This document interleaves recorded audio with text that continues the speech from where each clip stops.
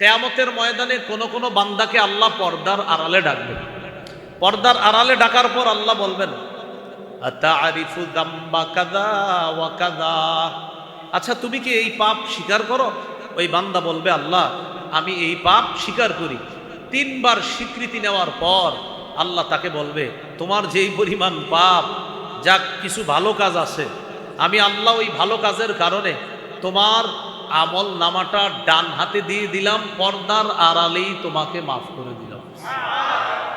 আর ওই তোমার পাপ আছে ভয়ঙ্কর, যেগুলো স্বীকার করলা, আমি এগুলোর উপরে পর্দা রেখে দিয়েছিলাম, এই জন্য সবার সামনে যেন প্রকাশ না পায়, তাই পর্দার আড়ালে তোমার হিসাবটা নিলাম, আমি আল্লাহ এটা গোপনেই রেখে দিলাম। যাও, পাপ আমাদের কম বেশি হয়ে যাবে, কিন্তু সবার কাছে আমরা বলে বেড়াবো না।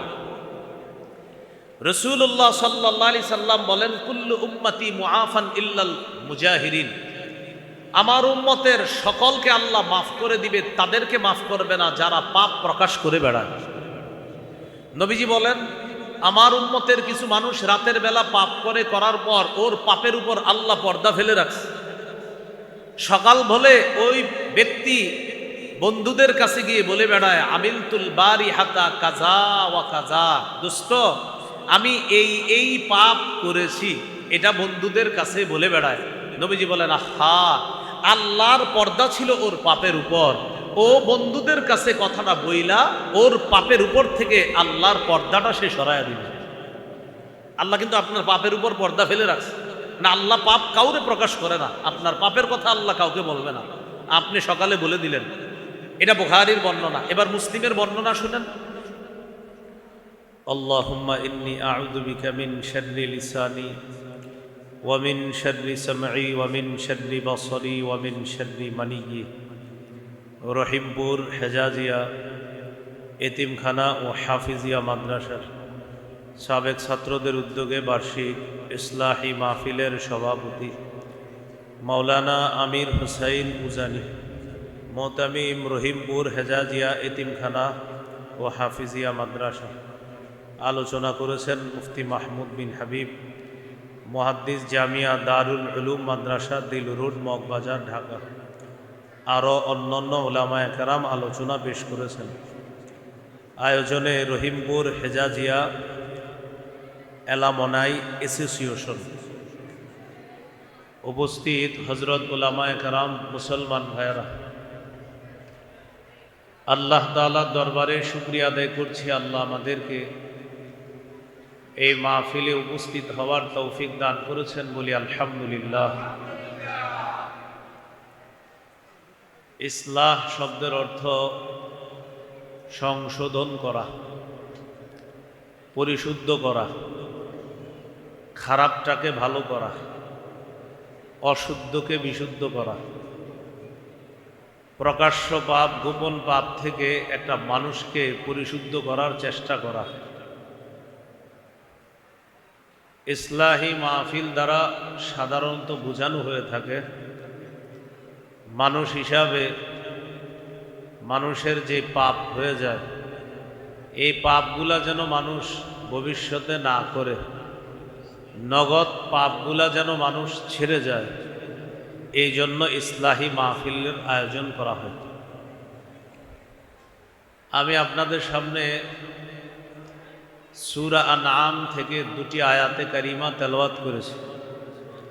সূরা আনআমের 120 নম্বর আয়াত, সূরা আনআমের 151 নম্বর আয়াতের অংশ বিশেষ। এই 2টি আয়াত, 2টি আয়াত যদি সহজে বুঝেন, সূরা আনআমের 120 নম্বর আয়াতে আল্লাহ বলেছেন, ওয়াদারু যাহিরাল ইসমি ওয়া বাতিনা, তোমরা প্রকাশ্য পাপ গোপন পাপ ছেড়ে দাও। সূরা আনআমের 151 নম্বর আয়াতে আল্লাহ বলেন, ওয়ালা তাকরাবুল ফাওয়াহিশা মা যাহারা মিনহা ওয়া মা বাতান, প্রকাশ্য অশ্লীলতা, গোপন অশ্লীলতার কাছেও যেও না। দেখেন, একটা আদেশ আর একটা নিষেধ। একটা হলো নগদ যেই গুনাহগুলা তোমরা করো ছেড়ে দাও, আর নিষেধ হলো নতুন করে আর গুনার কাছে যেও না। তো একটা সংশোধনের বিষয় হলো আমরা যেই গুনাহের মধ্যে আছি গুনাহগুলা ছেড়ে দেওয়া। নতুন করে আল্লাহর উপদেশ হলো, এই শোনো, নতুন করে গুনার কাছে যাবা না। আল্লাহ আমাদের সকলকে নগদ পাপগুলা বর্জন করে নতুন করে পাপের কাছে যেন না যাই, আল্লাহ তৌফিক দান করেন। পাপের একটা আরবি বা নাফরমানির আরবি হলো মাসিয়া। পাপের অনেকগুলা আরবি আছে, ফাসাদ, হুবুন, মাসিয়া, এগুলা সব পাপের অর্থ দেয়।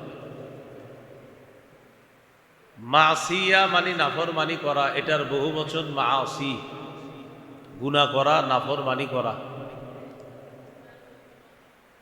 গুনাহ বা পাপ এটা মানুষ বারবার করতে করতে ইমানি যে একটা নূর থাকে তার, এই ইমানি নূরটা নিভে যায়। পাপ বারংবার করতে থাকলে ইমানি নূর নিভে যায়, তখন ভালো কাজ ভালো লাগে না, খারাপ কাজগুলা ভালো লাগে, কিন্তু ভালো কাজগুলা ভালো লাগে না। কখন? যখন ইমানি নূর নিভে যায়। আপনার মধ্যে যখন ইমানের নূর থাকবে, আলো থাকবে, তখন দেখবেন সব ভালো কাজগুলা আপনার করতে বেশি ভালো লাগে, খারাপ কাজগুলার কাছে যাইতে খারাপ লাগে। আর যখন আপনার মধ্যে ইমানি নূর থাকবে না, তখন দেখবেন খারাপ কাজগুলাই বেশি ভালো লাগে, আর ভালো কাজগুলার প্রতি অনীহা তৈরি হয়, থুর করবো না, এরকম। এই জন্য পাপ, মাসিয়া, গুনাহ মৌলিকভাবে দুই প্রকার। এক নম্বর তারকুল মা'মুর, দুই নম্বর ফি'লুল মাহজুর। এক নাম্বার তারকুল মা'মুর, আল্লাহর আদেশগুলা পরিত্যাগ করা গুনাহ। দুই নাম্বার ফি'লুল মাহজুর, আল্লাহর নিষেধগুলা করা গুনাহ। একটা হলো তারকুল মা'মুর, আল্লাহ যা আদেশ করেছেন এটা ছেড়ে দেওয়া গুনাহ।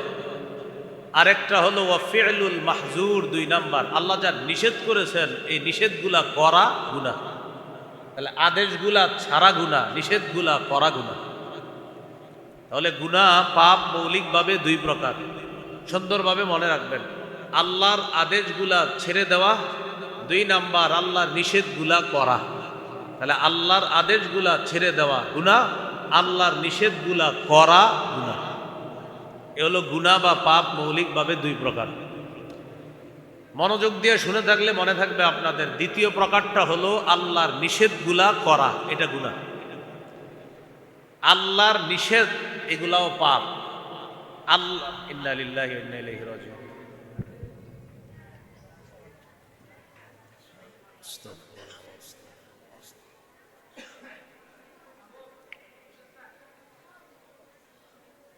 আস্তাগফিরুল্লাহ, আল্লাহ সহজ করে দেন। আমরা ইস্তেগফার করি, ইস্তেগফার করি, আল্লাহ সহজ করে দিবেন। আস্তাগফিরুল্লাহ, আস্তাগফিরুল্লাহ, আস্তাগফিরুল্লাহ। ছোট ছোট ছাত্র ভাইয়ারা ইস্তেগফার বড় কথা বলো না। আলহামদুলিল্লাহ।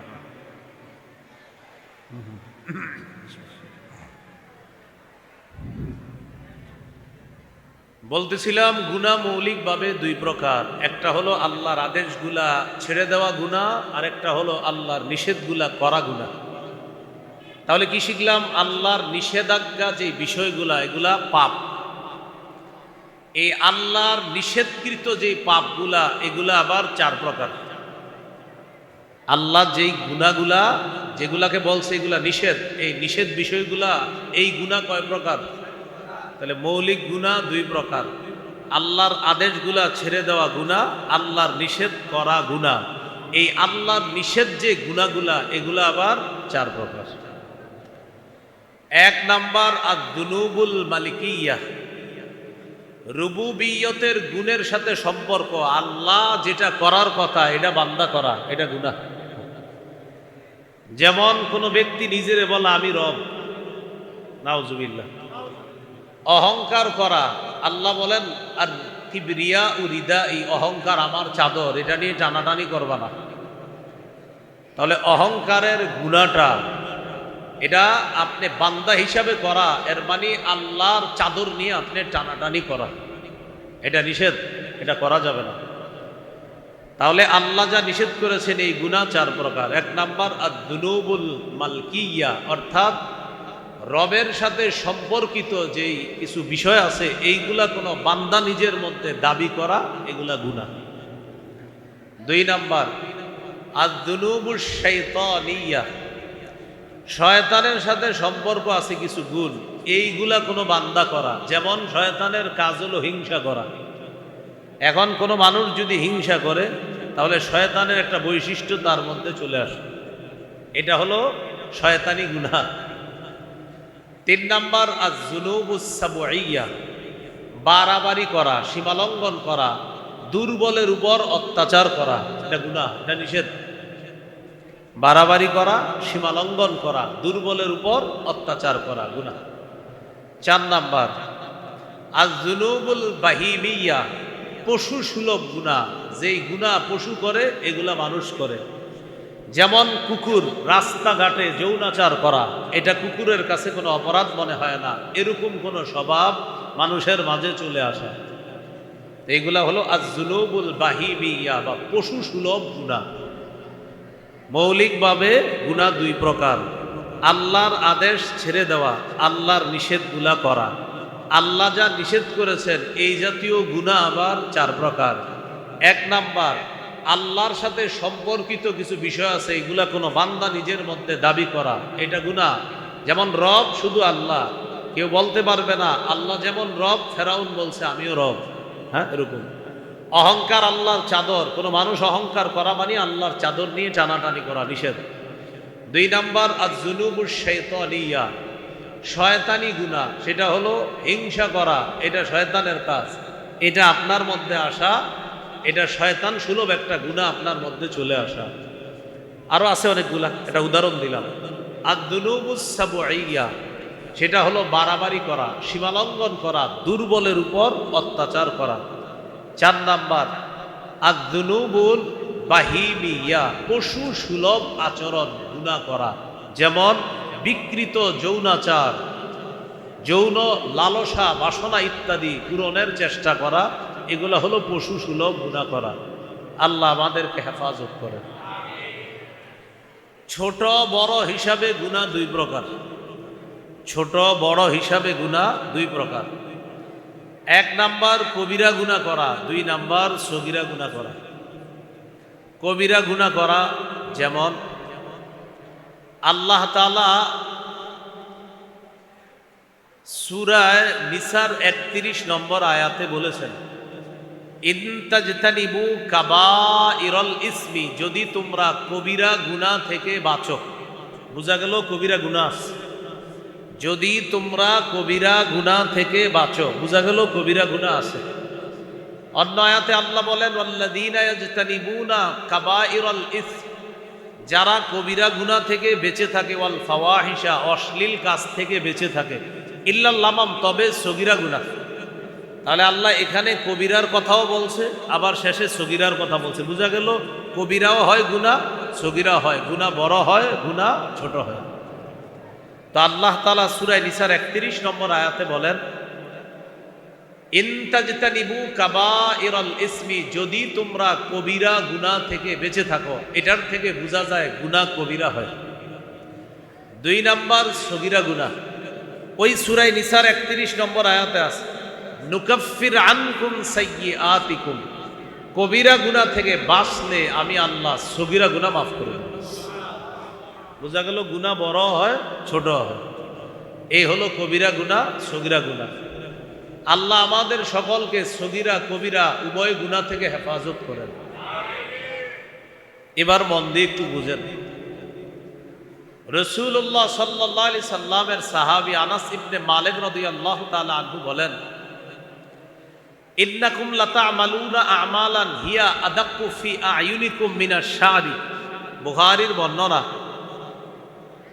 আনাস রাদিয়াল্লাহু তাআলা আনহু বলেন, তোমরা এমন এমন কাজ করো যে কাজ তোমাদের কাছে চুলের চাইতে হালকা মনে হয়।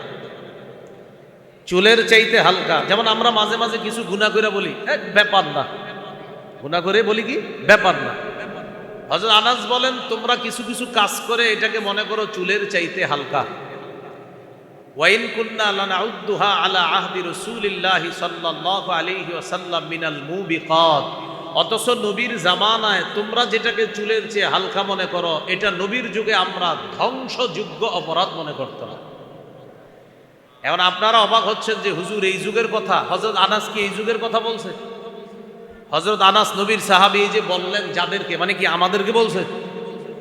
আবার বুঝেন, হযরত আনাস বললেন তোমরা কিছু কাজ করো, এটাকে তোমরা চুলের চেয়ে হালকা মনে করো। তো হযরত আনাস কথাটা কারে বলছে? ওনার যুগের মানুষকে। তো ওনার যুগের মানুষ কখন? নবীর একদম কাছাকাছির যুগে। তাহলে নবীর কাছাকাছি যুগে যারা, তারা কিন্তু বড় গুনাহ করতো না। নবীর কাছাকাছি যুগ 3 যুগ, খায়রুল কুরুনি কারনি সুম্মাল্লাযীনা ইয়ালুনাহুম সুম্মাল্লাযীনা ইয়ালুনাহুম। নবী হাদিসের মধ্যে 3 যুগকে সর্বোত্তম যুগ বলছে। ওই সর্বোত্তম যুগে মানুষ বেশি গুনাহ করতো না। তো ওই যুগে হয়তো কোনো গুনাহ হয়ে গেলে হযরত আনাস বলতেন, মিয়া তোমরা যেই গুনারে চুলের চেয়ে হালকা মনে করো, তো ওই যুগের গুনাহ আর কি, মানুষ তো গুনাই করতো না। তো হযরত আনাস ওইটাকেই বলতেন, তোমরা এটাকে চুলের চেয়ে হালকা মনে করো, নবীর যুগে এটা ধ্বংসযোগ্য অপরাধ মনে করতাম। আমি চিন্তা করি হযরত আনাস যদি আমাদের যুগের মানুষের গুনাহ দেখতো, সেটারে কি বলতো? হ্যাঁ, ওই যুগে বলছে চুলের চেয়ে হালকা, তো ওই যুগে তো মানুষ গুনাই করতো না বেশি, সেটা উনি বললেন চুলের চেয়ে হালকা। আর নবীর যুগে নাকি এটা ধ্বংসকারী অপরাধ। তার মানে হযরত আনাসের জামানা সর্বোত্তম জামানার মধ্যেও কিছু পাপকে তিনি বললেন যে এটা কিছুদিন আগে নবী দুনিয়াতে ছিল, তখন ছিল এটা ধ্বংসযোগ্য অপরাধ। মিয়া তোমরা এখন এটা অপরাধী মনে করতেছ না? হযরত আনাস যদি ওই যুগে এমন কথা বলে, আমাদের গুনাহ যদি হযরত আনাস দেখতেন, আল্লাহ জানে কি বলতেন, কি বলে ফেলতেন, তোমাদের তো ঈমানই নেই। আমাদের গুনাহ দেখলে মনে হয় এমনই বলে ফেলতেন, তোমরা এগুলো কি করো? প্রিয় ভাইয়েরা, এই জন্য রাসূলুল্লাহ সাল্লাল্লাহু আলাইহি সাল্লাম বলেন, ইয়াকুম ওয়া মুহাক্কিরাতিজ যুনুব, তোমরা ছোট ছোট গুনাহ থেকেও বাঁচো। রাসূলুল্লাহ সাল্লাল্লাহু আলাইহি সাল্লাম বলেন, একটা দল গেছে কোনো এলাকার মধ্যে বনভোজনে সফরে গেছে, তারা যাওয়ার পর একটা বনের মধ্যে তারা ঢুকছে, ঢুকার পর তাদের খাবারের প্রয়োজন। নবী হাদিসে বলছে, কা কওমিন নাজালু বাতনা ওয়াদিন, এমন জাতির মতো যেই জাতি কোনো এলাকায় নামছে, নামার পর তাদের খাবারের প্রয়োজন। তালাশ করে দেখে তাদের সাথে রুটি আছে, তেল আছে, জ্বালানোর জন্য আপনার আগুনেরও ব্যবস্থা আছে, শুধুমাত্র লাকড়ি নেই। তেল আছে, রুটির জন্য আটা আছে, আবার যে আগুন জ্বালাবে এরকমও ব্যবস্থা আছে, কিন্তু আগুনটা জ্বালাবে যে কাঠের মধ্যে, কাঠ নাই, লাকড়ি নাই, অর্থাৎ লাকড়ি আনতে ভুলে গেছে। এখন আপনারা বলেন তো, রুটি তৈরি করা কি সম্ভব হবে? আমির সাহেব বুদ্ধি করলেন, কি করা যায়? সবার পেটে খিদা, খাবার দরকার, রুটি তৈরি করতে গেলে অনেক সময় প্রয়োজন, লাকড়ি তৈরি কারে পাঠাবো? যদি একজনরে বলি লাকড়ি সংগ্রহ করতে, তাহলে এই ব্যক্তির পক্ষে লাকড়ি সংগ্রহ করা অনেক সময় লেগে যাবে। আমির সাহেব বুদ্ধি করে কি বললেন, সবাইকে বললেন তোমরা প্রত্যেকে একটা একটা লাকড়ি নিয়ে আসো। বলেন তো, এখানে আমরা সবাই চট্টগ্রাম গেলাম, এক বনের মধ্যে যাওয়ার পর হঠাৎ আমাদের খাবারের খিদা লাগছে, কিন্তু ইতিমধ্যে খাবার আছে, সব আছে, তৈরি করার জন্য আগুন প্রয়োজন, আগুন নাই। আমির সাহেব যদি একজনকে লাকড়ি আনতে বলে, এতগুলা মানুষের খাবারের জন্য লাকড়ি কি কম লাগবে না অনেক বেশি? এখন এতগুলা মানুষের খাবারের লাকড়ি যদি একজন আনে, তার পক্ষে এতগুলা লাকড়ি আনা সময় কম না অনেক বেশি লাগবে? বুদ্ধি করে যদি আমরা সবাই গিয়ে একটা লাকড়ি নিয়ে আসি, সময় কম লাগবে। আমির সাহেব বুদ্ধি করে বললেন, তোমরা সবাই একটা একটা লাকড়ি নিয়ে আসো। সবাই দৌড় দিয়ে একটা লাকড়ি নিয়ে আসছে, একই সময়ে অনেকগুলা লাকড়ি উপস্থিত হয়েছে। নবীজি বলেন, এবার অনেকগুলা লাকড়ি উপস্থিত একসাথে হওয়ার পর আগুন জ্বালাইলো, এই আগুন এখন দাউ দাউ করে জ্বলে, সেখানে রুটি বানানো সহজ। আমার উম্মত একটা একটা গুনাহ করলে একটা একটা একটা একটা একটা একটা, তুমি সকালে করেছো একটা, একটু পরে করেছো আরেকটা, আবার করেছো আরেকটা, তুমি আজ করেছো একটা, কালকে করেছো আরেকটা, কালকে করেছো আরেকটা, পরের দিন আরেকটা। হুজুর আমি একটা করছি, এরপরে কয়েকটা করছি, আবার কয়েকটা। নবী বলেন, তোমার কাছে মনে হচ্ছে এক এক এক, এবার মিলাও তো, মিলাইলে দেখবো অনেকগুলা হয়ে গেছে। অনেকগুলা লাকড়ি যেমন আগুন জ্বালায়া সব তছনছ করে দিতে পারে, অনেকগুলা আলাদা আলাদা গুনাহ একসাথে হয়ে তোমাকে ধ্বংস করে দিবে। এই জন্য রাসূলুল্লাহ সাল্লাল্লাহু আলাইহি সাল্লাম বলেন, ইয়াকুম ওয়া মুহাক্কিরাতিজ যুনুব, ছোট ছোট গুনাহ থেকেও বাঁচো। আয়েশা সিদ্দিকা রাদিয়াল্লাহু তাআলা আনহার বর্ণনা, ইবনে মাজার হাদিস, আম্মাজান আয়েশা সিদ্দিকা রাদিয়াল্লাহু তাআলা আনহা বলেন, নবীজি আমাকে বলেছেন, আয়েশা, ছোট্ট ছোট্ট গুনাহের ব্যাপারে একটু সতর্কতা অবলম্বন করবা। ফাইন্না লাহা মিনাল্লাহি তালিবা, এই ছোট্ট গুনাহের ব্যাপারেও আল্লাহর কাছে তোমার জবাবদিহিতা করা লাগতে পারে, কারণ ছোট্ট গুনাহগুলো হইতে হইতে যদি বিশাল স্তূপ হয়ে যায় আল্লাহর কাছে জবাবদিহিতা করা লাগবে। আল্লাহ আমাদেরকে সগীরা কবিরা উভয় গুনাহ থেকে বাঁচার তৌফিক দান করেন। আবার মূল কথায় চলে আসি, শুরু থেকেই বলেছিলাম দুইটা কথা, নগদ পাপগুলা ছেড়ে দাও, নতুন করে পাপের কাছে যেও না। এবার পাপের কিছু প্রকার জানলাম আমরা। পাপ মৌলিকভাবে দুই প্রকার, একটা হলো আল্লাহর আদেশগুলা ছেড়ে দেওয়া পাপ, আল্লাহর নিষেধগুলা করা পাপ। আল্লাহর নিষেধগুলা মৌলিকভাবে আবার চার প্রকার। এক নাম্বার, আল্লাহর গুণ কোনো বান্দা নিজের মধ্যে আইনা দাবি করা, এটা বড় পাপ। যেমন কেউ বলা আল্লাহ যেমন রব, নাউজুবিল্লাহ আমিও রব। অহংকার, আল্লাহর চাদর, এটা নিয়ে টানাটানি করা, এটা গুনাহ, এটা নিষেধ। দুই নাম্বার, আয-যুনুবুশ শায়তানিয়া, শয়তানি গুনাহ। যেমন শয়তানের যোগ্যতা হলো হিংসা করা, কোনো মানুষ হিংসা করলে বোঝা যায় তার মধ্যে শয়তানি একটা যোগ্যতা চলে আসে। তিন নাম্বার, আয-যুনুবুস সাবঈয়া, এটা হলো কোনো মানুষের উপর জুলুম নির্যাতন করা, বাড়াবাড়ি করা, এগুলা নিষেধ, করা যাবে না। চার নাম্বার, আয-যুনুবুল বাহিমিয়া, পশু সুলভ আচরণ, বিকৃত যৌনাচার, এগুলা করা, এগুলা পাপ। সবগুলা পাপ আবার একসাথে করলে পাপ ছোট বড় হিসাবে দুই প্রকার, একটা হলো কবিরা আর একটা হলো সগীরা। আমরা কবিরা সগীরা সব ধরনের গুনাহ থেকে বাঁচবো, আল্লাহ তৌফিক দান করেন। তবে সবগুলা কথার মধ্যে দুইটা কথা আল্লাহর হস্তে মনে রাখবেন, সেটা হলো, বলেন, আল্লাহর আদেশগুলা, বলেন, ছেড়ে দেওয়া গুনাহ, আল্লাহর নিষেধগুলা করা গুনাহ। এই দুইটা কথা একটু মনে রাখবেন, কিন্তু বাড়িতে গিয়ে স্ত্রীকেও শিখাবেন, শোনো, আল্লাহ যা করতে বলেছেন এটা না করা গুনাহ, আল্লাহ যা ছাড়তে বলেছেন এটা করা গুনাহ। এইগুলো আজকের প্রথম দুইটা আয়াতের আলোচনা। এক নম্বর সূরা আনামের 120 নম্বর আয়াত, দুই নম্বর সূরা আনামের 151 নম্বর আয়াত। আজকের 3 নম্বর আলোচনা। মাঝে মাঝে আমাদের গুনাহ হয়ে যায়। এবার আমার সাথে একটু সবাই বলেন, মনে থাকবে, বলেন, গুনাহ হয়ে গেলে সবার কাছে বলে বেড়াবো না, প্রয়োজনে কোনো আল্লাহওয়ালা মুরব্বির কাছে ব্যক্তিগতভাবে গুনাহের কথা বলা যাবে, সবার কাছে না। মানে আপনি একটা গুনাহ করেন, ছাড়তে পারেন না, প্রতিদিন খালি করেন কিন্তু ছাড়তে পারেন না, আহা আমি কি করব, গুনাহটা ছাড়তে পারি না, তখন সবার কাছে বলে বেড়াবেন না। এই মুরাদনগরের আল্লাহওয়ালা আলেম আছে, মুরাদনগর মাদ্রাসা আছে, মাদ্রাসার মুতামিম সাহেব আছে, মাওলানা মুফতি আমজাদ সাহেবের কাছে যান। আমি হুজুরের নাম বললাম, আরো অনেক ওলামা একরাম, হজরতের সাথে আমাদের সম্পর্ক আছে, এই জন্য হজরতের নাম বললাম। তেমনি আরো আমাদের আপনাদের এইদিকে মাওলানা মুফতি আনিসুর রহমান আশরাফি সাহেব আসে, মাওলানা মুফতি মুশতাকুন নবী কাসিমি সাহেব প্রচুর আসে এইদিকে। তো এই জাতীয় কোনো আল্লাহওয়ালার কাছে গিয়ে আপনি ব্যক্তিগতভাবে বলতে পারেন, হুজুর আমি তো একটা পাপ করি, ছাড়ার অনেক চেষ্টা করতেছি, পারতেছি না, সর্বশেষ না পেরে আপনার কাছে আমি বিষয়টা জানাইলাম রোগ হিসাবে, এখন আমার এই রোগের ট্রিটমেন্ট কি হবে একটু আপনি বলে দেন। এইভাবে ব্যক্তিগতভাবে বলা যাবে, তো সবার কাছে বলা যাবে না। তাহলে আজকে 3 নাম্বার বিষয় আমরা শিখতেছি, সেটা হলো পাপ আমাদের কম বেশি হয়ে যাবে, কিন্তু সবার কাছে আমরা বলে বেড়াবো না। রাসূলুল্লাহ সাল্লাল্লাহু আলাইহি সাল্লাম বলেন, কুল্লু উম্মতি মুআফান ইল্লাল মুজাহিরিন, আমার উম্মতের সকলকে আল্লাহ মাফ করে দিবে, তাদেরকে মাফ করবে না যারা পাপ প্রকাশ করে বেড়ায়। নবীজি বলেন, আমার উম্মতের কিছু মানুষ রাতের বেলা পাপ করার পর ওর পাপের উপর আল্লাহ পর্দা ফেলে রাখছে। সকাল হলে ওই ব্যক্তি বন্ধুদের কাছে গিয়ে বলে বেড়ায়, আমিলতুল বারিহাতা কাজা ওয়া কাজা, দোস্ত আমি এই পাপ করেছি, এটা বন্ধুদের কাছে বলে বেড়ায়। নবীজি বলেন, আহা, আল্লাহর পর্দা ছিল ওর পাপের উপর, ও বন্ধুদের কাছে কথাটা বইলা ওর পাপের উপর থেকে আল্লাহর পর্দাটা সে সরাইয়া দিল। আল্লাহ কিন্তু আপনার পাপের উপর পর্দা ফেলে রাখছে না, আল্লাহ পাপ কাউরে প্রকাশ করে না, আপনার পাপের কথা আল্লাহ কাউকে বলবে না, আপনি সকালে বলে দিলেন।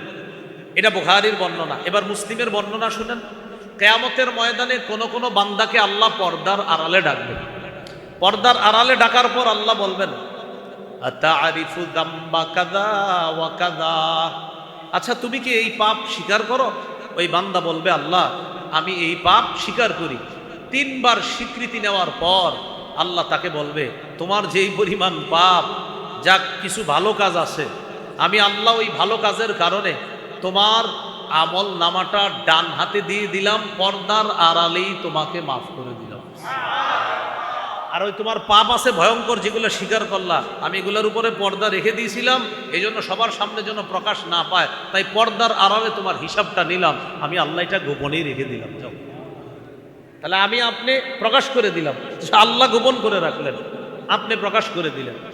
তাহলে আজকে 3 নাম্বার গুরুত্বপূর্ণ কথাটি মনে রাখবো, পাপ হয়ে যাওয়াটা স্বাভাবিক মানুষ হিসাবে, কিন্তু হয়ে গেলে সবার কাছে বলে বেড়াবো না, প্রয়োজনে ছাড়তে যদি না পারি কোনো আল্লাহওয়ালা আলেমের কাছে আমি বিষয়টা শেয়ার করব। আমাদের অনেক যুবক ভাইয়েরা ফেসবুকে পাপের কথা শেয়ার করেছেন, স্ট্যাটাস দিয়েছেন, কেটে দেন, রিমুভ করে দেন, বন্ধুদের কাছে শেয়ার করে এই নাটকটি আমি দেখেছি, ডিয়ার ফ্রেন্ডস তোমরাও তোমাদের অভিমত শেয়ার করো। এইভাবে পাপের কথা ফেসবুকে লেখা মানে হাজার কোটি মানুষকে আপনি পাপের সাক্ষী বানান। আল্লাহ আমাদেরকে হেফাজত করেন। এইগুলো আজকে 3 নাম্বার আলোচনা। 4 নাম্বার, আজকে থেকে যে কোনো পাপকে পাহাড়ের মতো মনে করব। কিসের মতো? এবার আমার সাথে বলেন, মুমিন বান্দা যে কোনো পাপ পাহাড়ের মতো মনে করে, পাপাচার যে কোনো পাপ মাছির মতো মনে করে। এবার আমি এক অংশ আমি বলবো, বাকি অংশ আপনারা বলেন তো, মুমিন পাপকে কিসের মতো মনে করে আর পাপাচার? সহিহ বুখারীর বর্ণনা, আব্দুল্লাহ ইবনে মাসউদ রাদিয়াল্লাহু তাআলা আনহুর বর্ণনা, তিনি বলেন, ইন্নাল আবদাল মুমিনা ইয়ারা যুনুবাহু কাআন্নাহু কাঈদুন তাহতা জাবালিন ইয়াখাফু আন ইয়াকা আলাইহি। মুমিন বান্দা গুনাহকে মনে করে পাহাড়, এই পাহাড় আমার উপরে, এই পাহাড় পড়লে আমি মারা যাব। মুমিন একটা গুনাহকে মনে করে পাহাড়। ওয়া ইন্নাল ফাজিরা ইয়ারা যুনুবাহু কাযুবাবিন মাররা আলা আনফিহি। পাপাচার গুনাহকে মনে করে মাছি নাকের ডগার সামনে দিয়ে গেছে আর আসছে, কোনো ব্যাপার না। উদাহরণ, এই এলাকার এক ব্যক্তি গত 20 বছর মাশাআল্লাহ তার নামাজ ছুটে নাই। এই ব্যক্তির হঠাৎ একদিন নামাজ কাজা হয়ে গেছে। মসজিদের ইমাম সাহেব দেখে তার মনটা খারাপ, এলাকাবাসীও তাকে মহব্বত করে, কারণ লোকটা সবসময় নামাজি, সবাই মহব্বত করে। এলাকাবাসীও দেখে তার মনটা খারাপ। আসসালামু আলাইকুম কাকা, আপনার মন খারাপ কেন? কিছু হয়েছে? বলে না কাউরে। সর্বশেষ ইমাম সাহেব রাত এশার নামাজের পর রুমে ডাইকে নিয়ে বলে, কি ব্যাপার, আপনার মনটা খারাপ, আমার সাথে একটু বলতে পারেন? চোখের পানি ছেড়ে দিয়ে বলে, হুজুর গত 20 বছর আমার নামাজ ছুটে নাই, নামাজ কাজা হয় নাই, আজকে আমার একত্র নামাজ কাজা হয়ে যাওয়ার পর এই পর্যন্ত আমার খাবার দাবার কোনো কিছুতে মন বসে না, বাজার সদাই সন্তান পরিবারে আমার মন বসে না, আমার এই 20 বছরে একত্র নামাজ কাজা হয়ে গেছে, এই বিষয়টা আমি হুজুর মেনে নিতেই পারতেছি না। এটা হলো মুমিনের পরিচয়। একজন পাপাচারের নামাজ কাজা হয়ে গেছে, কেউ ভাই নামাজ পড়লেন না? পড়ি নাই, কালকে পড়বো। কি হয়েছে? কালকে আবার জিজ্ঞাসা করছেন, নামাজ পড়লেন না? পড়ি নাই, কালকে পড়ি। কেউ ভাই জোহর বললেন না? পড়ি নাই, আসর পড়বো। আসরের সময় বললেন, আসরও তো বললেন না, মাগরিব পড়বো। মাগরিবের সময় এশা পড়বো। এশার সময় জিজ্ঞাসা করছেন, এ ভাই জানতো কালকে পড়বো, জান। 1 সপ্তাহ নামাজ পড়ে না। হঠাৎ বৃহস্পতিবারে বললেন, ভাই আপনার এই 7 দিন ধরে নামাজের কথা বলতেছি, বললেন না, এ জানতো কালকে জুমার নামাজ পড়বো, জান। কালকে জুমাও পড়ে নাই। তখন জিজ্ঞাসা করে, ভাই আপনি জুমার নামাজটাও বললেন না, আচ্ছা আগামী জুমায় পড়বো। অর্থাৎ তার কাছে নামাজ পড়া ছাড়া সমান। সে নামাজ মানে মাঝে মাঝে বন্ধুরা ধৈর্য টৈরা নিলে হয়তো যায়, কিন্তু নামাজ ছেড়ে দেওয়া, পড়া মানে এটা কোনো ব্যাপার না। ভাই নামাজ পড়ছেন? পড়ছি। কেন? পড়ছি, মন চাইছে। পড়েন নাই কেন? মন চাইছি, পড়ি নাই, মানে কোনো ব্যাপার না, মাসি। আর একজন ইমানদারের কাছে একত্র নামাজ মনে হবে যে এই দুনিয়াও যদি আমার ছুটে যায়, একত্র নামাজ একজন ইমানদারের কাছে মনে হবে এই দুনিয়ার মধ্যে যা আছে এর চাইতে আরো বেশি দাম। এটা আব্দুল্লাহ ইবনে মাসউদ রাদিয়াল্লাহু তাআলা আনহু বলেন, ইমানদার গুনাহকে মনে করে পাহাড়ের মতো, পাপাচার বান্দা গুনাহকে মনে করে মাছির মতো। তাহলে বলেন তো আজকে থেকে যে কোনো গুনাহকে আমরা কিসের মতো মনে করব? আল্লাহ তৌফিক দান করে। এই গেল আজকে 4 নাম্বার কথা। 5 নাম্বার কথা, আমার এই দুটি আঙ্গুল আমি আপনাদের সামনে ঘোষণা করলাম, কারা কারা আগামী 24 ঘন্টায় 100 রাকাত নফল নামাজ পড়বেন। যদি পড়তে পারেন প্রত্যেককে পুরস্কার হিসাবে একটি মোটর সাইকেল দেওয়া হবে। হয়তো অনেকেই হাত তুলবেন, বেশিরভাগই হাত তুলবেন বা সবাই হাত তুলবেন। যারা মোটর সাইকেল চালাইতে পারেন তারা তো তুলবেনই, যারা পারেন না তারাও কেন, যে পুরস্কারটা পায়া বিক্রি করে দিব, হাত তুলবে সবাই। কারণ 24 ঘন্টায় 100 রাকাত নফল, এটা কোনো ব্যাপার না। তো এই ব্যক্তি মনে করেন এই হলো একজন, আরেকজন, এই ব্যক্তি 2 ব্যক্তি, যাই হোক আরেকজন, আরেকটা ঘোষণা করা হলো, ভাই আগামী 24 ঘন্টায় যারা যারা একটা গুনাহ করতে পারবেন না তাদেরকে একটা মোটর সাইকেল দেওয়া হবে। এবার হাত উপরের দিকে ওঠে না, না উঠতে গিয়ে আবার নেমে যায়। কয়েকজনের উঠছে আবার নেমে যাচ্ছে। কেন? যাদের উঠছিল ওদের মনে পড়ে গেছে আমি না সুদ খাই। যার উঠতে গেছিল তার মনে পড়ছে আমি না জমির দালালি করে আগামীকালকে একজনের 6 লাখ খাবো।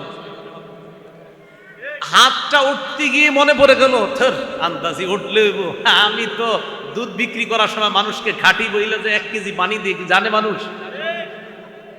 হাত উঠতে গিয়ে ওই ব্যক্তি চিন্তা করে আমি যে আপেলটা ওজন করে বিক্রি করি আর যে চুপে চুপে পরিমাপে কমাই, মেশিনের মধ্যেও যে কমানোর নিয়ম আছে, এটা কি আর পাবলিক বুঝে?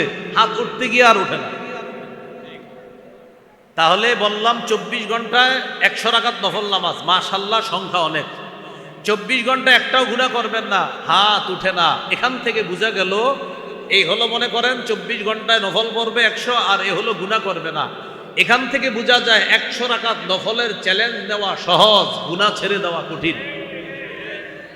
কিন্তু নবীজি সাল্লাল্লাহু আলাইহি সাল্লাম বলেন, যেই ব্যক্তি ফরজ নামাজ পড়ে, ওয়াজিব নামাজ পড়ে, নফল নামাজ পড়ে, আবার কিছু নাফরমানি করে, আরেক ব্যক্তি ফরজ নামাজগুলা পড়ে, ওয়াজিব নামাজ পড়ে কিন্তু নাফরমানি করে না, নফল নামাজ একটু কম পড়ে। আবার এক ব্যক্তি নফলও পড়ে, ফরজ সুন্নত ওয়াজিব সব পালন করে, আবার কিছু নাফরমানি করে। আরেক ব্যক্তি ওয়াজিব ফরজ সবগুলো আদায় করে, নফল নামাজ পারলে পড়ে, না পারলে পড়ে না, কিন্তু নাফরমানি করে না। নবী বলেন যে নাফরমানি করে না আমি তাকে সমস্ত মানুষের মাঝে শ্রেষ্ঠ আবেদ, শ্রেষ্ঠ ইবাদত গুজার বান্দা বলে ঘোষণা করলাম।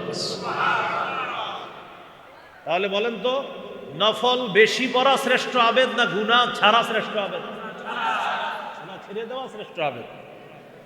এই জন্য হাসান বসরি রহমতুল্লাহ আলাই, একজন বড় আল্লাহর ওলি, তিনি বলেন মা আবাদাল আবিদুনা বিশাইইন আফযালা মিন তারকি মা নাহাকুমুল্লাহু আন। হাসান বসরি বলেন একজন আল্লাহর ওলির জীবনের শ্রেষ্ঠ ইবাদত নাফরমানি না করা।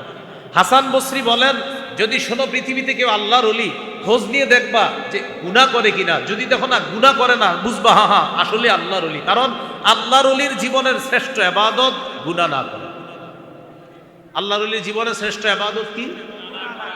এই জাতীয় কিছু আল্লাহর ওলি আপনি দুনিয়াতে পাবেন, যাদেরকে দেখলে আপনার আল্লাহর কথা মনে পড়বে। যাদেরকে দেখলে আল্লাহর ওলি চিনার উপায়, কিছু আল্লাহর ওলিদেরকে দেখলে আপনার ইজা রুউ যুকির আল্লাহ, তাদেরকে আপনি দেখলে আল্লাহর কথা মনে পড়বে, আখেরাতের স্মরণ হবে, আর গুনাহ ছেড়ে দেওয়ার মানসিকতা তৈরি হবে। এরকম কিছু মানুষ দুনিয়াতে পাবেন। আবার অনেক সুন্দর, দেখতে শুনতে অনেক সুন্দর, কিন্তু বেদাতের মধ্যে লিপ্ত। এর দেখলেই হাক্কানি উলামায়ে কেরাম বলে ধর এদিকে যাবো না। কেন? দেখতে তো সুন্দর, কিন্তু আপনার মন চায় না কেন সেখানে যাইতে। উনি দেখতেও সুন্দর, মাশাআল্লাহ, আল খাল্লা টেল্লা নিয়ে আসে, সব সুন্দর, কিন্তু এরপরে উলামায়ে কেরাম বর্জন করতেছে। কেন? জানো ভালো জান সুন্দর তো। অন্যদিকে একজন মানুষ কালো, আর উলামায়ে কেরাম লাখ লাখ আলেমরা তার কাছে, কালো মানুষটার কাছে গিয়ে ভিড় জমাইতেছে। কেন? বুঝলেন?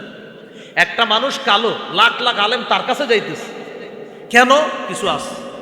আবার একজন দেখতে অনেক সুন্দর, মাশাআল্লাহ, ওনারে দেখলে মনে হবে ফেরেশতা, কিন্তু উলামায়ে কেরাম যায় না। এই জন্য বুঝতে হবে যে আল্লাহর ওলি যারা, তাদেরকে দেখলে আল্লাহর কথা স্মরণ হবে, তাদেরকে দেখলে আখেরাতের কথা স্মরণ হবে। এই জন্য দেখবেন এলাকায় অনেক মানুষ দেখতে সুন্দর, নামাজ পড়ে না, এরে দেখলে মায়া লাগে না। অনেক মানুষ দেখতে কালো, লোকটা নিয়মিত নামাজ পড়ে, এরে দেখলে এক কাপ চা খাওয়াইতে মন চায়। ওই যে আল্লাহ ভালোবাসা তৈরি করে, কালে হওয়া তু কিয়া হওয়া দিলওয়াল, কালা কিন্তু দিল আছে ভালো, এই জন্য কালো দেখতে, কিন্তু দেখলে মায়া লাগে। এই মেয়ে আপনি এরে তো মায়া করেন কা? ও হুজুর এমনি ভালো লাগে, ওই কালো মানুষ, কালো হইলেও ভালো লাগে, ও ভালো মানুষ। আল্লাহ আমাদেরকে বুঝার তৌফিক দান করে। তো যাই হোক, হাসান বসরি রহমতুল্লাহি আলাইহি বলেন, মা আবাদাল আবিদুনা বিশাইইন আফযালা মিন তারকি মা নাহাহুমুল্লাহু আন।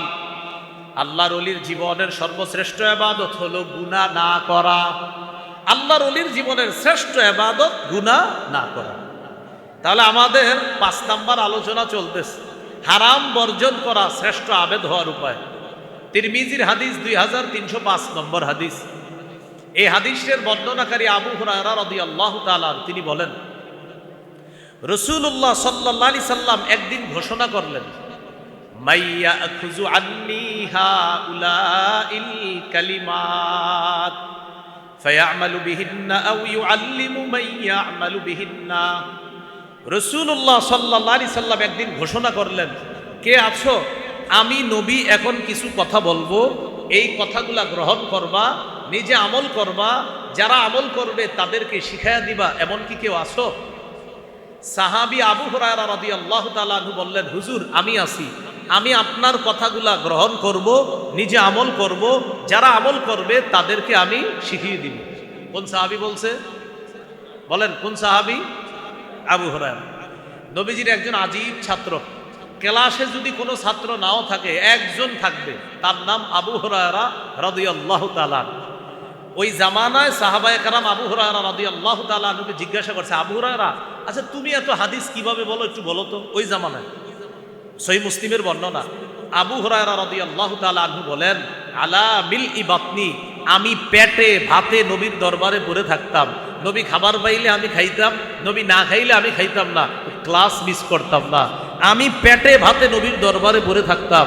এই জন্য নবীজির ক্লাসে আবু হুরায়রা রাদিয়াল্লাহু তাআলা মাত্র 3 বছরের ছাত্র ছিলেন, তো আল্লাহ তাআলা তার মাধ্যমে সবচাইতে বেশি হাদিসের খেদমত দিয়েছেন। 5000-এর বেশি হাদিস আল্লাহ তাআলা এই সাহাবী আবু হুরায়রার মুখ থেকে বের করেছেন। ছাত্র ছিলেন কয় বছর? মাত্র 3 বছর, অথচ ওনার চেয়ে আরো অনেক বছরের বেশি বেশি ছাত্র আছে, তো আল্লাহ তাআলা কবুল করেন। তো এই আবু হুরায়রা রাদিয়াল্লাহু তাআলা বলেন, হুজুর আমি আছি, আমি আপনার কথা শুনবো, গ্রহণ করব, নিজে আমল করব, অন্যদেরকে শিখিয়ে দিব। আবু হুরায়রা রাদিয়াল্লাহু তাআলা আনহু সম্পর্কে ছাত্র যারা আছেন একটু মন দিয়ে একটা কথা শুনেন, তার কিন্তু শুরুর দিকে মেধা এত প্রখর ছিল না। কোন সাহাবী? মেধা প্রখর ছিল না। মসজিদে একদিন বসা, মসজিদে বলতে ওই যে এখানে ছাত্র যারা হজ উমরায় গেছেন দেখবেন মসজিদে নববীর এক পাশে পিতলের কালারের একটা শিকল দিয়ে একটা রাউন্ড দেওয়া আছে, এটাকে বলা হয় মাদ্রাসাতুস সুফফা বা আসহাবুস সুফফা। এই মাদ্রাসায় রাসূল সাল্লাল্লাহু আলাইহি সাল্লাম ক্লাস করাইতেন, আর সাহাবীরা এখানে বসেই ক্লাস করতেন। এখন আবু হুরায়রা রাদিয়াল্লাহু তাআলা আনহু মসজিদে বসা, নবীজি সাল্লাল্লাহু আলাইহি সাল্লাম কামরা থেকে বের হইছে, মনটা খারাপ। সহিহ বুখারীতে আছে 119 নম্বর হাদিস। আবু হুরায়রা রাদিয়াল্লাহু তাআলা আনহু বললেন, হুজুর সামিআতু মিনকা হাদিসান কাসীরা ফাআনসা, আমি আপনার কাছে প্রচুর হাদিস শুনি কিন্তু আমি ভুলে যাই খালি। আমি আপনার কাছ থেকে প্রচুর হাদিস শুনি, হাদিসগুলা আমি ভুলে যাই। নবীজি বললেন, তাই? পাহা, তাহলে এক কাজ করো, উপসুত রিদা, আর তোমার চাদরটা একটু বিছায়া দাও। আবু হুরায়রা রাদিয়াল্লাহু তাআলা আনহু বলেন, ফাবাসাততুহু, আমি আমার চাদর বিছিয়ে দিলাম। চাদর বিছানোর পর এই বিছানো চাদরের মধ্যে রাসূল সাল্লাল্লাহু আলাইহি সাল্লাম ফাগারাফা বিয়াদাইহি, হাত থেকে চাদরের মধ্যে এইভাবে কি জানি ঢেলে দিলেন, এইভাবে দিয়ে দিছে। তো চাদরে তো আর কিছু নাই, মানে এমনি দেখছে যে এরকম করছে, তো নবীজির হাত তো ফাঁকা, আসলে তো কিছু আছে। সুবহানাল্লাহ, এটা আল্লাহ জানে, আর রাসূল সাল্লাল্লাহু আলাইহি সাল্লাম তার মুজিজা, নবীজি জানেন যে নবীজি এইভাবে কেন করছে। স্বপ্নেও যদি নবীজি কারোর সাথে এরকম সাক্ষাৎ করে তাও কাজ হয়ে যাবে ইনশাআল্লাহ। তো রাসূলুল্লাহ সাল্লাল্লাহু আলাইহি সাল্লাম এটা করার পরে বললেন, চাদরটা পেঁচাও। আবু হুরায়রা রাদিয়াল্লাহু তাআলা আনহু পেঁচাইছে, এইভাবে একদম পুরো বইটা ফেলছে। বটার পর নবী বললেন, এবার এটা নিজের সাথে মিলাও। আবু হুরায়রা বলেন ফাবাসাত্তুহু, চাদরটা আমি মিলাইলাম কোথায়? ইলা সদরি। ইলা সদরি এই অংশটা বুখারীতে আপনারা পাবেন না, বাসাত্তুহু পাবেন। ইলা সদরিটা বুখারী যারা পড়েন বা পড়ান, বাইনা সত্রাইন, দুই লাইনের মাঝে ছোট্ট করে লেখা আছে ইলা সদরি। এটা কিন্তু মূল ইয়াতে নাই, আপনার এবারতে পাবেন না। মূল এবারত মূল কিতাবে পাবেন, ওই মোবাইলের যে অ্যাপস আছে ওইটাতে আবার পাবেন না। কিন্তু মূল কিতাবের দুই লাইনের মাঝে ছোট্ট করে লেখা ইলা সদরি। আমি চাদরটা আমার বুকের সাথে মিলাইলাম। আবু হুরায়রা বলেন এই চাদর বুকের সাথে মিলানোর পর ফামা নাসিতু শাইআন বাদা, আমি জীবনে যা শুনি আর কখনো ভুলি না। ছাত্র ভাই যারা আছি, ওস্তাদদের কাছে দোয়া নেওয়া জরুরি, দোয়া নেওয়া জরুরি। সাবেক ছাত্ররা সুন্দর আয়োজন করছে। আমি মনে করি এই আয়োজনের মূল উদ্দেশ্য তারা উস্তাদদের কাছে দোয়া নিবে, এই জন্য এখানে উপস্থিত হয়েছে, তাদের ভবিষ্যৎ জীবনটা যেন সুন্দর হয়।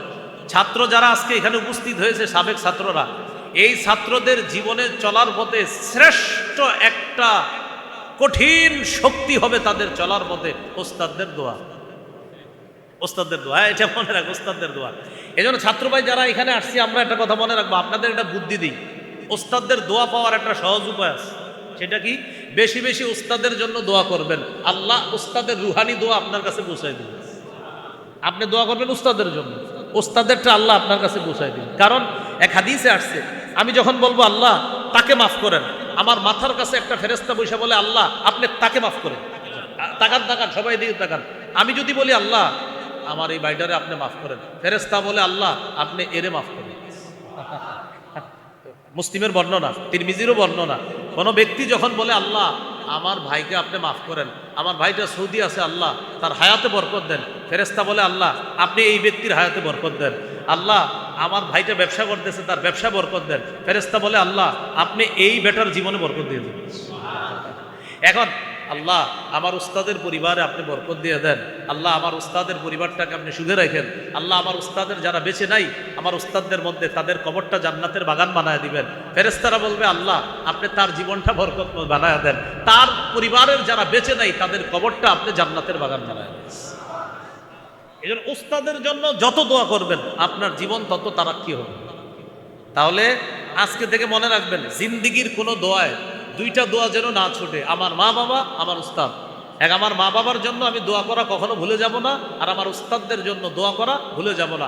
অন্তত এতটুকু যদি শর্টে দোয়া করেন, আল্লাহ আমার উস্তাদদের যারা বেঁচে আছে তাদেরকে হায়াতে তৈয়বা দান করেন, আল্লাহ যারা বেঁচে নাই তাদের কবরগুলো জান্নাতের বাগান বানায় দেন।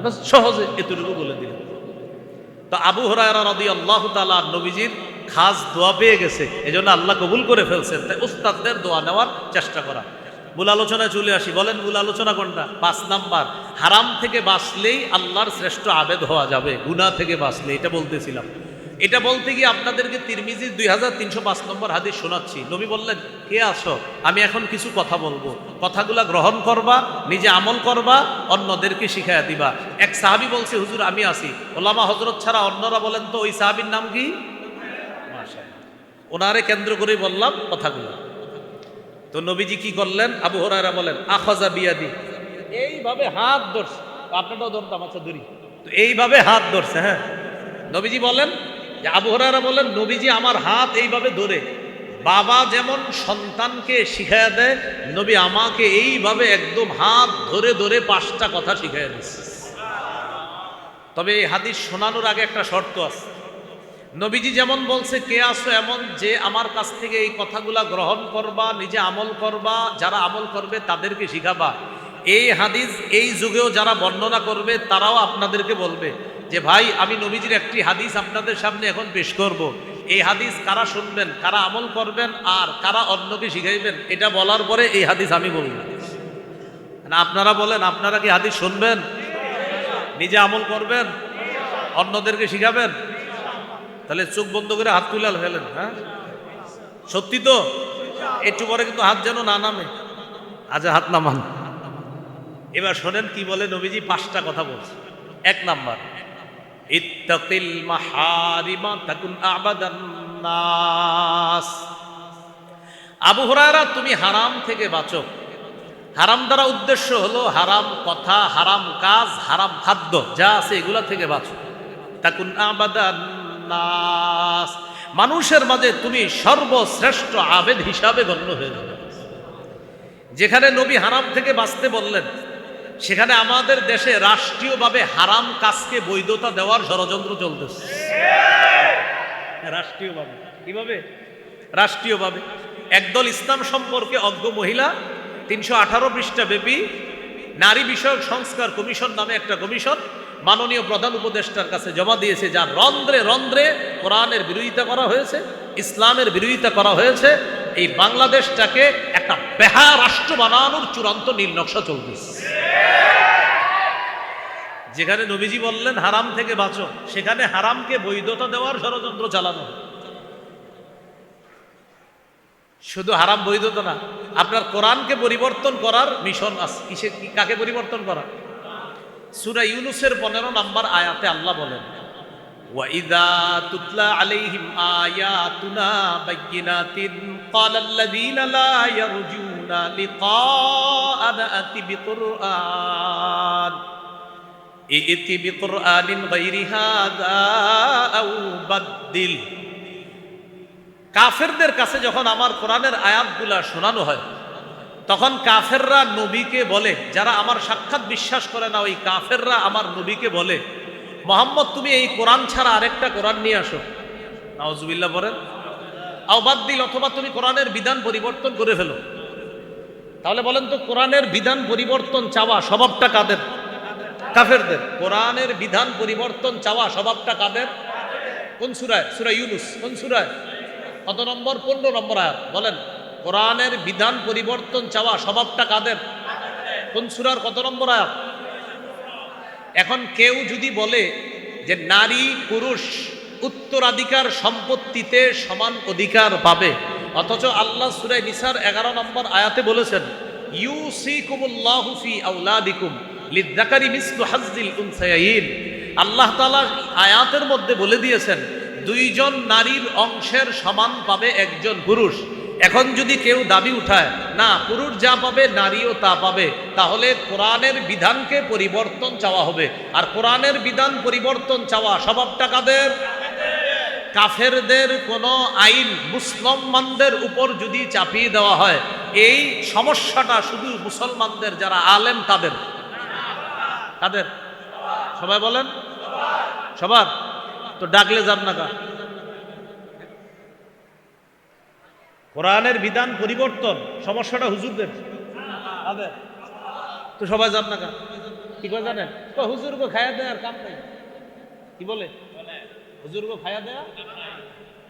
কোরআনের বিধান পরিবর্তনের ষড়যন্ত্র হয়, হুজুরদের নাকি খায়া দেয় কাম নাই। কিছুদিন পরে সময় আসবে হুজুরদের পায়ে গিয়ে পইরা কি বলবেন জানেন? হুজুর তাড়াতাড়ি এই মাদ্রাসা মসজিদ অনুযায়ী কিছু করার চেষ্টা করেন, আর পারতাছি না, পুরা ঘর জাহান্নাম হয়ে গেছে। পায়ে পড়বেন যেদিকে যাইতেছে। আল্লাহ আমাদেরকে বুঝার তৌফিক দান করেন। তো আসেন মূল কথায় চলে আসি। হারাম থেকে বাঁচা শ্রেষ্ঠ আবেদ হওয়ার উপায়। যেখানে আমরা হারাম থেকে বাঁচার চেষ্টা করব, সেখানে আমাদেরকে হারামের মধ্যে লিপ্ত করার ষড়যন্ত্র হয়। নারী বিষয়ক সংস্কার কমিশনের একটা হারাম কাজ বাস্তবায়ন করার দাবি, সেটা হলো যারা যৌনকর্মী তাদেরকে শ্রম অধিকার আইনে শ্রমিকদের মর্যাদা দেওয়া।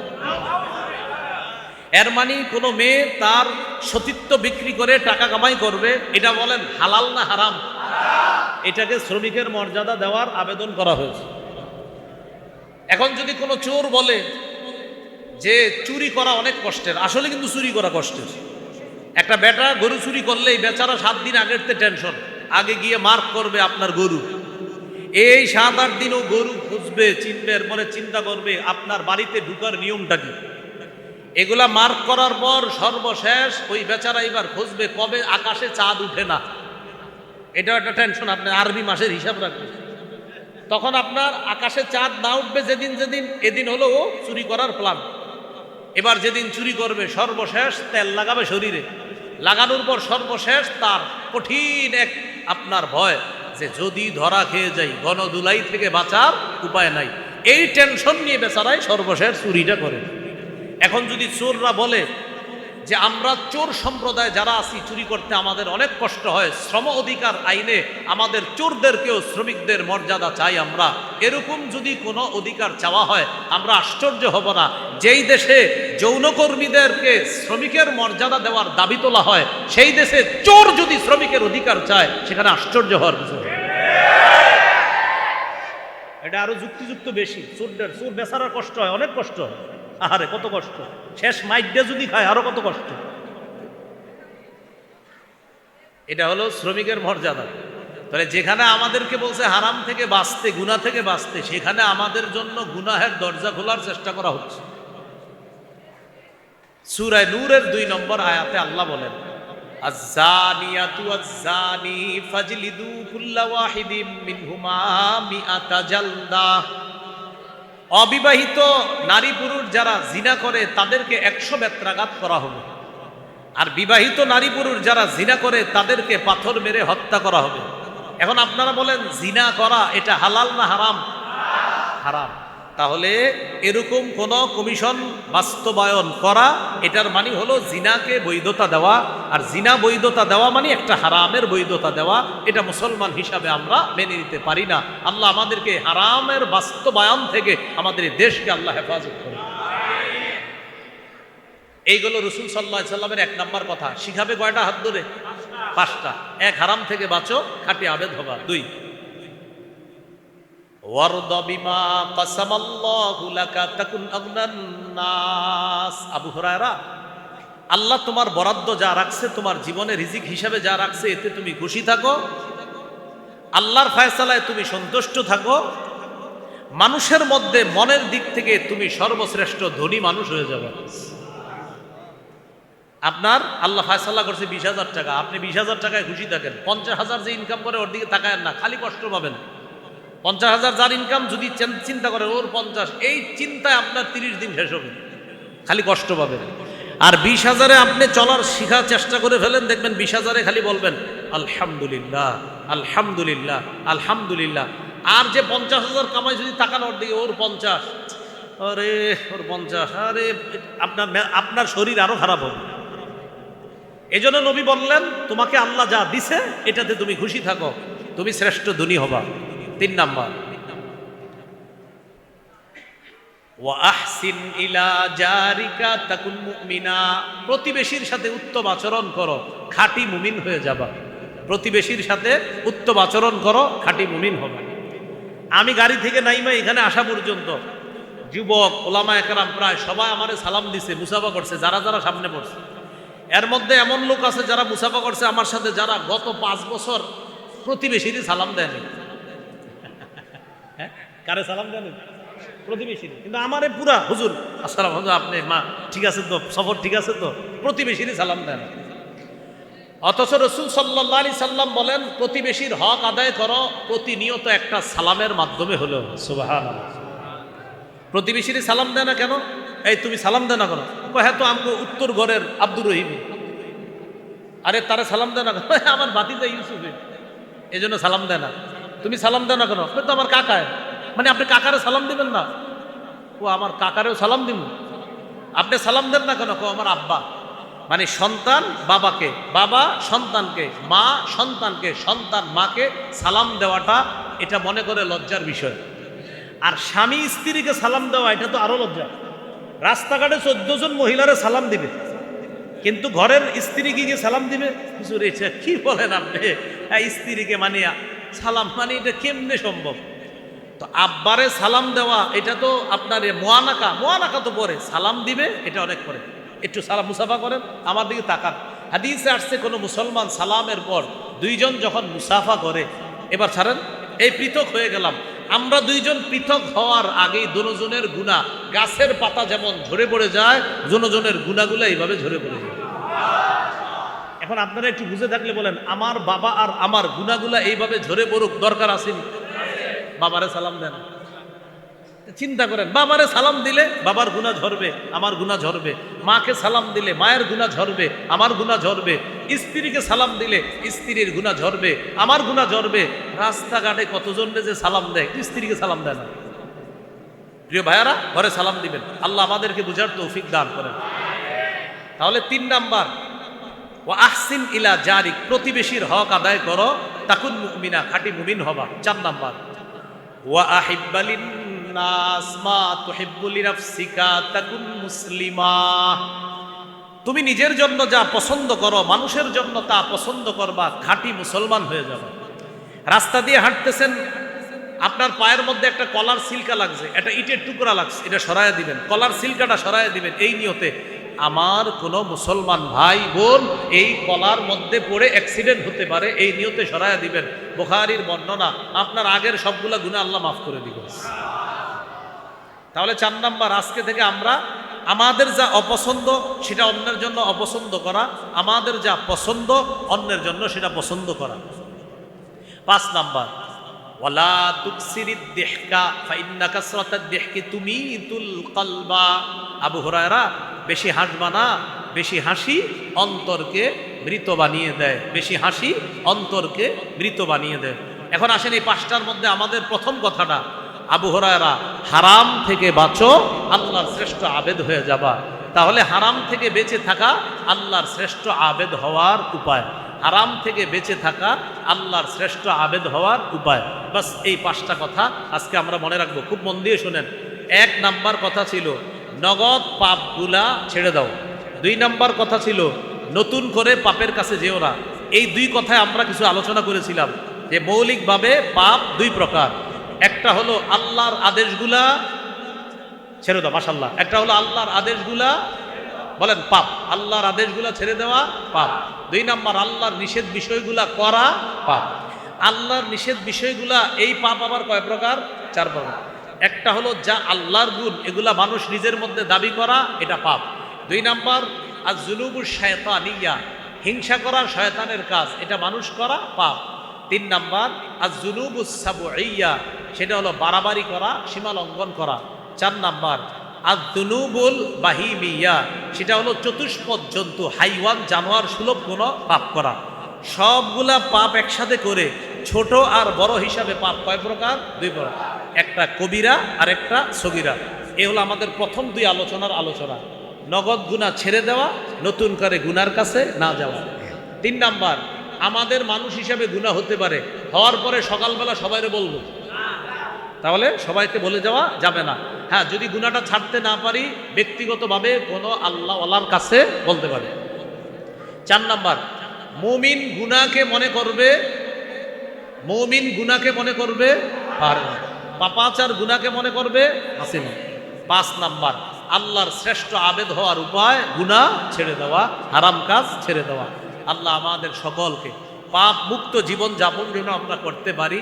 প্রকাশ্য গুনাহ, গোপন গুনাহ যেগুলো আছে নগদ ছেড়ে দিব, নতুন করে প্রকাশ্য গুনাহ, গোপন গুনাহ যেন আমরা না করি। আল্লাহ হেফাজত করেন।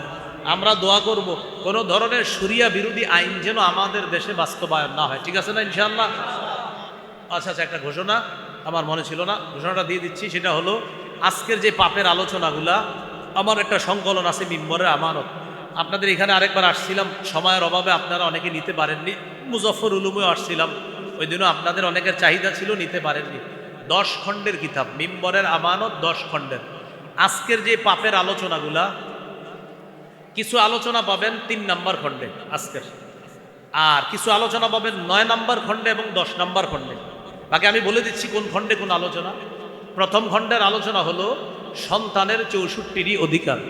দ্বিতীয় খণ্ডের আলোচনা শিরিক, বেদাত, কুফর, তাওহীদ। তৃতীয় খণ্ডের আলোচনা হালাল, হারাম। এই হালাল আর হারামের আলোচনায় লম্বা আলোচনা পাবেন যে অনেকগুলো হারাম যেগুলো আমরা অহরহর করে থাকি। 4 নাম্বার খণ্ডে স্বামীর 24টি অধিকার, স্ত্রীর 19টি অধিকার। 5 নাম্বার খণ্ডে লা ইলাহা ইল্লাল্লাহর ব্যাখ্যা। 6 নাম্বার খণ্ডে নামাজ। 7 নাম্বার আর 8 নাম্বার খণ্ডে নাপাক, পাক এবং নামাজ সম্পর্কে অনেকগুলা মাসালা আলোচনা করা হয়েছে। 9ম খণ্ডে যাকাত, রমজান, রমজানকে স্বাগত জানানো, রমজানকে বিদায় জানানো, বিদায়ের সময় গুনাহমুক্ত হতে পারলাম কিনা, এটাকে কেন্দ্র করে লম্বা আলোচনা 9ম খণ্ডে। 10ম খণ্ডের আলোচনা রমজান পরবর্তী 8টা কাজ। এই আলোচনা 10ম খণ্ডে। রমজানের পরে আমাদের 8টা কাজ। এই 8 কাজের পরে আমাদের প্রস্তুতি, আল্লাহ তৌফিক দিলে হজ করা। হজের পরে কোরবানি, আল্লাহ তৌফিক দিলে কোরবানি করা। এবছর আমি আপনাদেরকে বলবো, দশম খণ্ডটা আপনারা সংগ্রহে রাখলে, গরু কিনার আগে দশম খণ্ডের একটা অংশ আছে কোরবানির মাসালা, সেখানটা আপনারা একটু পড়ে যাবেন। যাওয়ার আগে 5-10 মিনিট দেখলে হবে কিতাবটা। দেখবেন গরুর শিংটা কেমন হবে, গরুর হাত কেমন, পা কেমন, গরু কেমন হলে কোরবানি হবে না, আর কেমন হলে হবে, লম্বা আলোচনা দশম খণ্ডে। এরপরে কোরবানি দিলেন। কোরবানির পরে আমরা দাওয়াত খাই, দাওয়াত দেই, ঠিক না? এই দাওয়াত খান আর দাওয়াত দিতে গিয়ে কিছু ভুল হয়, কিছু ভালো কাজ হয়। কোনগুলা ভালো, কোনগুলা খারাপ। এরপরে হলো মুহররম মাস। মুহররম মাসকে কেন্দ্র করে সাহাবীদেরকে সমালোচনা করে অনেক মানুষ। এই সমালোচনার লম্বা জবাব দেওয়া হয়েছে দশম খণ্ডে। এরপরে সফর মাস। সফর মাসে আরবে কিছু কুসংস্কার ছিল। এই কুসংস্কারগুলা বাংলাদেশে এইভাবে, মুহররম মাসে অনেকে মেয়ে বিয়ে দেয় না। আর কিছু কুসংস্কার এমন, ঘরের চালে আইসা যদি কাক কা কা করে, মনে করে ছেলেটা বিদেশে ভালো নাই, মেয়েটা বিদেশে ভালো নাই, এমন মনে করে। এই জাতীয় কুসংস্কার বিষয়ে আলোচনা দশম খণ্ডে। তো যাদের প্রয়োজন হবে আপনারা অনলাইন থেকে মিম্বরে আমানত লিখে সংগ্রহ করতে পারবেন। এখানে গাড়িতে আছে, ওই ড্রাইভার উনি বললেন আমাকে ঘোষণা করার জন্য, ওনারা নিয়ে এসেছে। আপনি এখান থেকেও সংগ্রহ করতে পারেন, বাকি এখানে সম্ভবত একটু কমে পাবেন ওদের কাছ থেকে। 1 থেকে 10 খণ্ড যদি পারেন পুরোটাই সংগ্রহ করেন, না পারলে যেই খণ্ডগুলো পারেন এটা সংগ্রহ করেন। আর একটা ঘোষণা শুনে নেন, আগামী 2-1 মাসের মধ্যে আমার নতুন একটা সংকলন আসবে, এটার নামই পাপ। নাম কি? কিতাবের নাম কি? পাপ। একটা কিতাবে আসবে, নাম পাপ। প্রায় 600-650 পৃষ্ঠা, 2 খণ্ডে, 1 খণ্ডে 300 আর 1 খণ্ডে 300 পৃষ্ঠা। এই 600 পৃষ্ঠার একটা আপনার দুইটা মিলে 600 পৃষ্ঠা একটা কিতাবে আসবে, নাম পাপ। নাম কি? পাপ। এটা আসলে ইনশাল্লাহ এটাও সংগ্রহ করে নেবেন। আল্লাহ আমাদের সকলকে আজকে যে কথাগুলো বললাম, শুনলাম, প্রকাশ্য পাপ, গোপন পাপ থেকে যেন আমরা বাঁচতে পারি, আল্লাহ তৌফিক দান করেন। ভাই, যারা কিতাব গাড়ি থেকে নেবেন, আল্লাহর রাস্তায় গাড়ির কাজ ভাঙবেন না। হ্যাঁ, গাড়ির কাজ ভাঙবেন না।